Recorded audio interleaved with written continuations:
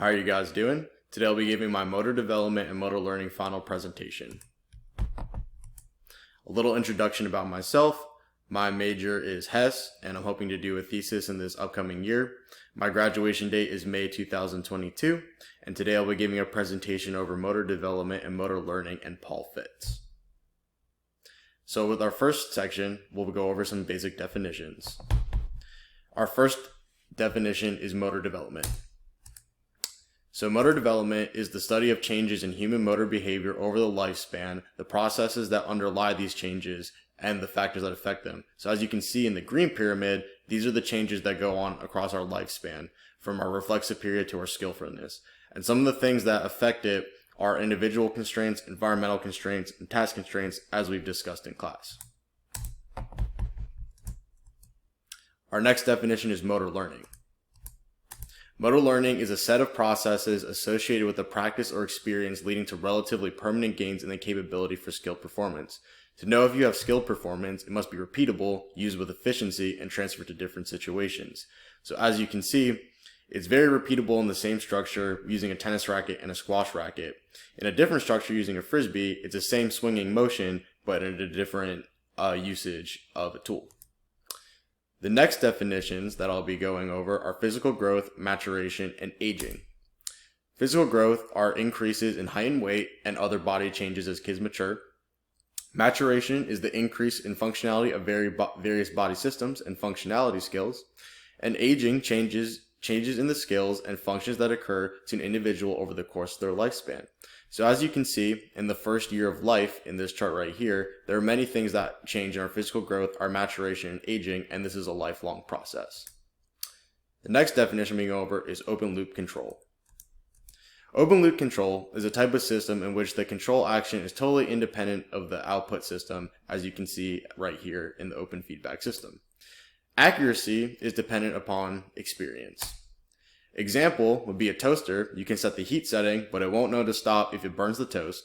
And something with very highly skilled movements and highly skilled people, like pre-programmed movements, such as LeBron James dribbling a basketball, he doesn't really have to think about it. He just does it, and he doesn't really need feedback. As you can see, no feedback is needed to moderate error. In closed loop control, it's a little bit different than open loop control. As you can see with the closed loop theory, loop from the executive to the effector back to the executive again is completely closed by sensory information or feedback. So the difference between closed and open is now there's a feedback component to change the input that's given to the system. And there are four main components: an executive for decision making about errors, an effector system for carrying out decisions, references of correctness to define error, error signal acted on by an effector. In this situation, using LeBron James again, if he missed a shot, he would need some feedback back into his closed loop system to figure out how to make the shot into the bucket. The next definition we'll be going over is continuous skill. Continuous skill has no particular beginning or end, and the behavior can fall on for many minutes. As you can see in this GIF right here, these people are just walking, there's no beginning or end, and it can go on for many minutes. A discrete skill is our next definition. It has an easily defined beginning and end with a brief duration of movement. As you can see with the light switch example, when you use your finger to flip on and off a light switch, it's just one easily defined beginning and end. On is beginning, down is end. Lights are off. A serial skill, often thought of as a group of discrete skills strung together to make a more complicated skilled action. As you can see here, Olympic champion Ryan Crouser is throwing a shot put. There are multiple discrete skills that he uses. I won't name all of them, but some of them are hip extension, swinging his leg, throwing a ball. All of them can be done as a discrete skill, but put together, it comes together to make one very complicated skilled action. Practice, our next definition. Practice is effortful, oriented towards goal attainment, and actively uses augmented feedback to improve performance. Practice is learning, not only repetition. And as you can see, there's this right here, this little GIF. But going back to the shot put example, you want to practice things that you want to improve your motor skills on, and not only just to repeat things in the wrong manner. And our last definition is feedback. As I mentioned earlier with the closed loop control, feedback is information about the movement and the movement outcomes, not just errors. Now there's different types of feedback. As we can see, there's sensory feedback, which can be visual, proprioceptive, auditory, and tactile. And then there's such a thing as augmented feedback, which is knowledge of result and knowledge of performance. So a little bit about Paul Fitz. Paul Fitz has his PhD in psychology. He got it from the University of Rochester. He was lieutenant colonel in the Air Force. He was the first director of psychology branch of the Aerospace Medical Research Lab. He joined the Ohio State faculty in 1949 and created the Aviation Psychology Research Laboratory. And in 1958, he went to Michigan and he set up their Human Performance Center. So a little bit more about him. He optimized the cockpit during World War II because he analyzed common errors made by pilots as they lost a lot of aircraft and modified them to the capabilities of the pilots. He has extreme renewed importance as of late with human-computer interactions, optimizing graphical user interface. Michigan's Human Performance Center is internationally renowned because of Paul Fitz and his colleagues. And they also established a memorial fund as of 1969, shortly after his death, at the University of Michigan. So something that I thought was interesting with his biography was him and Charles Seeger were the first people to do a study in 1953 about stimulus response compatibility.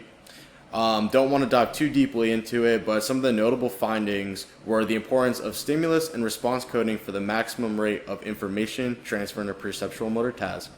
So just boiling that down, certain responses are more compatible with certain stimuli, and the importance of this was to help improve the aviation of the cockpit, have less pilot errors, and also make user interface more friendly for humans. And this is why it is at the forefront of graphic design and user interface today with computers. And he's had quite a few major contributions to motor development.